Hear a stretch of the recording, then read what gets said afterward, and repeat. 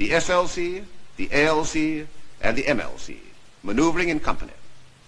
The assault landing craft used principally for the transport of troops, the support landing craft which leads in the assault landing craft and gives cover by fire and smoke, and the motor landing craft capable of landing a tank, Bren carriers, troops, or MT.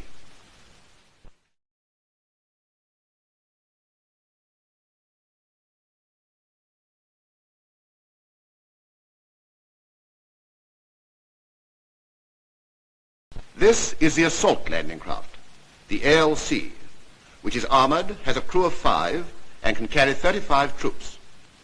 She can therefore carry a convenient complement of 1 platoon of infantry and a few technical troops. Her top speed is 10.5 knots. This bow view shows the ramp door exit and the armored position on the starboard for the coxswain. Unloaded, this craft weighs 7.5 tons and is carried at gravity davits of the type fitted to passenger liners. The troops set astride 3 fore and aft seats in the order for landing. Later models will have an armored turret for a Bren gunner on the port side. She only draws 19 inches when loaded, and so the troops should get ashore dry shod on a shelving beach. Troops should jump out 2 at a time, and a well-trained platoon should be ashore within 9 seconds of the craft beaching.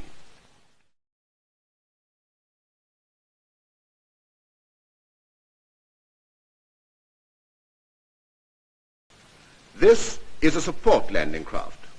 The hull and performance are the same as the ALC. Her job is to lead in the flotillas of ALC to the shore and to give them cover by fire and smoke. She carries a directional wireless receiver and has a non-magnetic conning tower. In the bows, she has a 4-inch mortar on a naval mounting, which throws smoke bombs.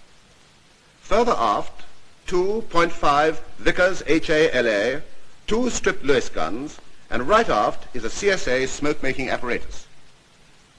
Here, as she shows herself off, you have an opportunity of absorbing her general lines and appearance.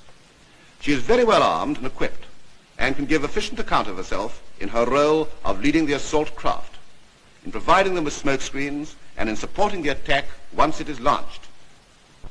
Here is the mortar, putting down a smoke screen between shore and craft. The body of the bomb is made of balsa wood, so that it will float, and therefore can work on land or water. The mortar has a breech mechanism like a rifle. Here the Vickers guns are being loaded, .5 caliber, and very effective against enemy troops on shore or against enemy planes flying low. This effective screen is produced by the mortar bomb. A new, harder hitting type of SLC, the heavy SLC, is now under construction. It will carry a 2-pounder anti-tank gun forward and a 4-barrel HALA Visa turret aft. A 4-inch smoke mortar will be fitted at the after end of the conning tower and CSA smoke apparatus right aft. It will have 50% heavier armor and a speed of 12.5 knots.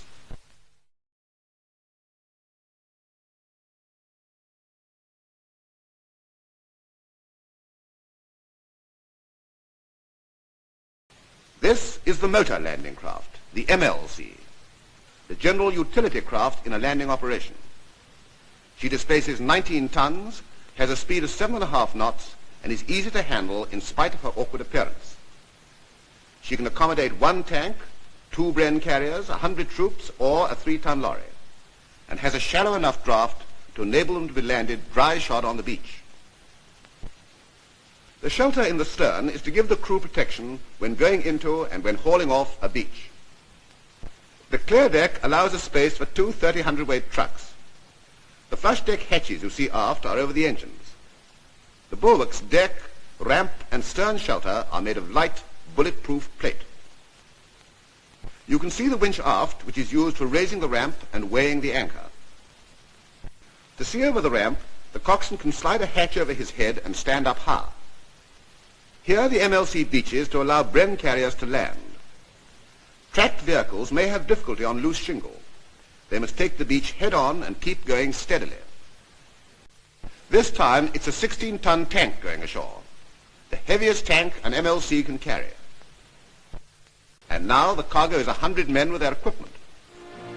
Great progress has been made in the equipment and technique for landing operations against hostile shores. This, then, is an introduction, as it were, to combined operations.